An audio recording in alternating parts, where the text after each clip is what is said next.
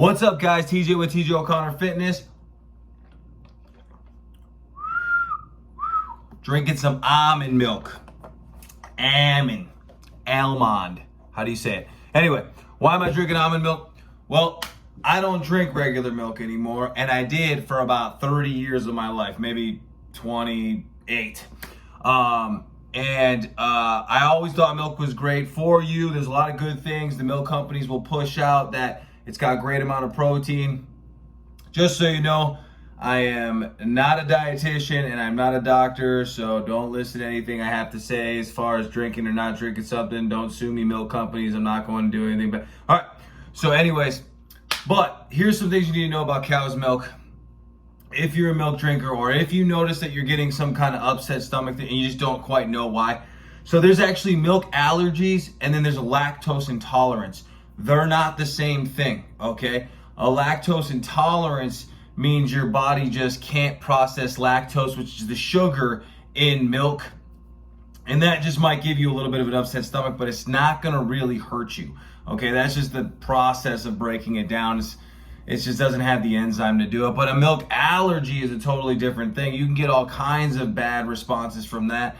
A lot of people, when they're kids, before the age of 3, will have some kind of a milk protein allergy, and that can be bloody stools or high levels of inflammation, rashes, and so on. But let's talk about us as adults, because you're probably at least in your teens or older, 30s, 40s, and you're probably dealing with some issues. So the one thing about milk protein allergies is they're not always as specific as something like a rash, okay, or bloody stools. What an allergy can be, the simplest thing is if you drink milk, and this is how I knew I had a milk allergy, is I was getting a lot of mucus, all right, without knowing. It wasn't like stuff just pouring out of my face, but I was getting a lot of stuff in the back of my throat. I was actually having a hard time sleeping. I would wake up choking, and then I would catch my breath and it was something stuck in my throat. And I took weeks off of drinking milk, and I went back to it, and I had a couple of glasses of milk and it came back. So just like a stuffy nose, notice if you're drinking milk and you get a stuffy nose, that's a possibility of something like that happening. If you get really bloated and a lot of indigestion, that might not be a lactose problem. That might be an allergy problem that continues to happen. And the more inflammation you build up in your gut, in your stomach, in your intestinal lining, you're not going to be breaking down food properly. You're not going to be processing it and absorbing it properly. So that makes it a lot more difficult for your body to process it. Now, there is some good news, guys. If you really enjoy milk, if you figure out with some blood work, if you have a lactose problem, you can just take lactose pills, which will help you process the give you lactase, help you process the lactose. Or you can get lactose-free milk that they have offered everywhere. But if you have a milk allergy, you're probably going to have to avoid straight milk. But you might be able to get milk in other ways.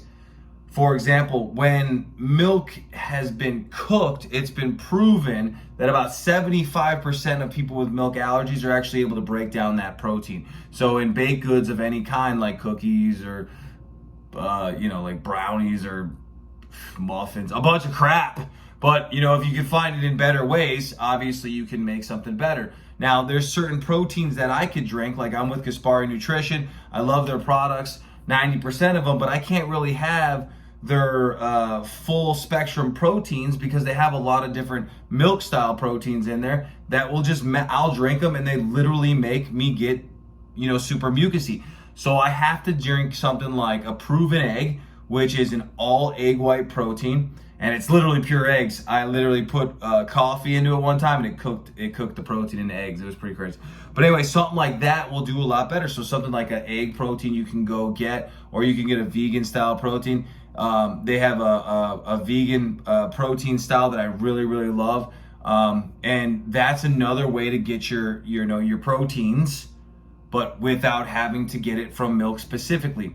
Now, if you have a lactose problem, you can get a Whey Isolate, and that means they isolate the whey and they pull all lactose pretty much out of it. It'll say right on the front, lactose free, right? So that's another way to get your protein through milk, or get a milk style.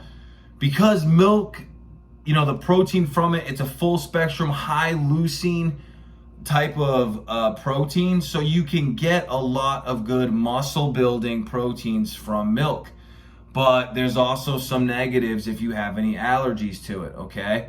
You know, milk, on the other hand, like if you get a whey protein of some sort, they pull out a lot of the fat and the sugar. Milk isn't just protein, it's got fat and sugar in it. So anyway, I wanted you guys to have a good idea of what's going on with your milk. I wanted you guys to be a little bit more aware of when you drink milk or eat cottage cheese, or if you have cheese or sour cream, or if you even have, like I got a tomato soup that has, it's also tomatoes and peppers. It's got like a milk in it. It's got a fat-free milk that they added to it for creaminess.